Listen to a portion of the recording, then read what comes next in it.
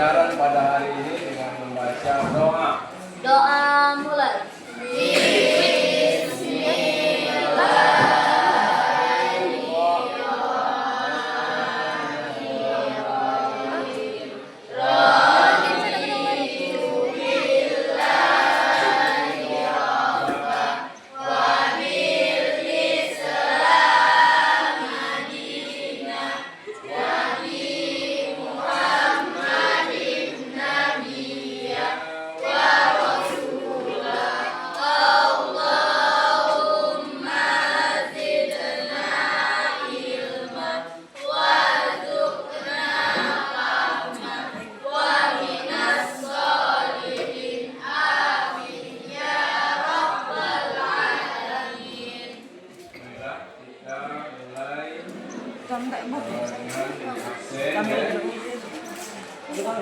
Ada yang tidak hadir?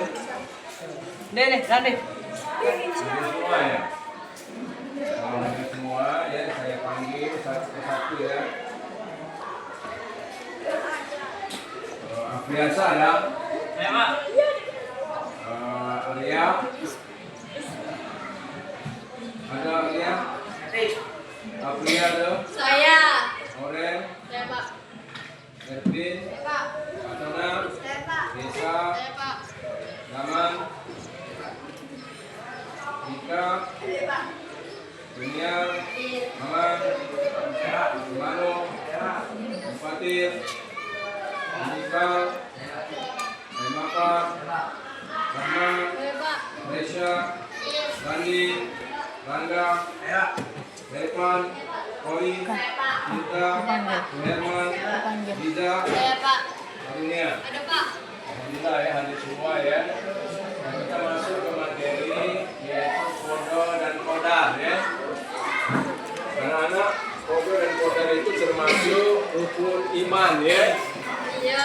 Rukun Iman. rukun iman. Kalau hari akhir itu rukun iman kelima. Kodo dan kodar rukun iman ke Lima. nah, bagus. Jadi rukun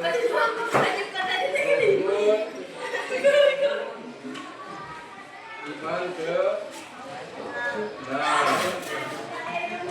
Jadi hari akhir atau yaumul akhir, hari kiamat itu rukun iman kelima. Ya. Jadi rukun iman keenam itu iman kepada kodo dan kodar. Ya. Kodo dan kodar itu kalau bahasa sehari-hari kita namanya takdir. Apa nak? Takdir ya, takdir ya. Ada takdir baik, ada takdir buruk ya. Nah, anak sekalian, kita akan belajar beberapa materi yang terkait dengan kodo dan kodar ya. Nah, kodo dan kodar kalau dilihat dari buku teks itu apa artinya? Pengertian kodo. Kodo secara bahasa yang berarti hukum, ketetapan dan kehendak Allah Subhanahu wa taala. Sedangkan kodar secara bahasa diartikan sebagai sebuah ketentuan atau kepastian dari Allah Subhanahu wa taala. Nah, bagus ya. Jadi itu arti kodo dan kodar ya. Nah, kemudian ada dalil kodo dan kodar antara lain di dalam Quran surat apa nah itu? Al-Isra ayat 23. Ya, surat Al-Isra ayat 23 ya. Itu tentu anak-anak kemarin kan sudah disuruh hafal ya nak ya? Iya. Nah, kalau hafal tinggal artinya di ini ya. Kemudian anak sekalian, itu kodo dan kodar itu terbagi menjadi dua ya. Nah, kodo dan kodar terbagi takdir mutlak ya. Jadi ada dua takdir ya. Takdir mu'alaq dan takdir mutlak. Nah, siapa tahu ada pengertian takdir mu'alaq? Takdir mu'alaq secara bahasa artinya sesuatu yang dilakukan. Sedangkan takdir mubham secara bahasa berarti sesuatu yang tidak dapat dihindari atau dielakkan sehingga merupakan sesuatu yang sudah pasti. Ya, jadi takdir mu'alaq itu beda dengan takdir mubham ya. Nah, takdir mubham tadi itu artinya bahwa sesuatu yang tidak bisa kita rubah ya. Apa yang tidak bisa kita rubah? Kematian ya. Kemudian apalagi maut ya. Iya, tapi kalau takdir mu'alaq itu bisa dirubah seperti ingin jadi orang kaya, ingin jadi pintar ya. Nah, jadi takdir mu'alaq dan takdir mubram itu berbeda. Yang mana yang bisa dirubah? Nah, yang bisa dirubah mana? Takdir mu'alaq.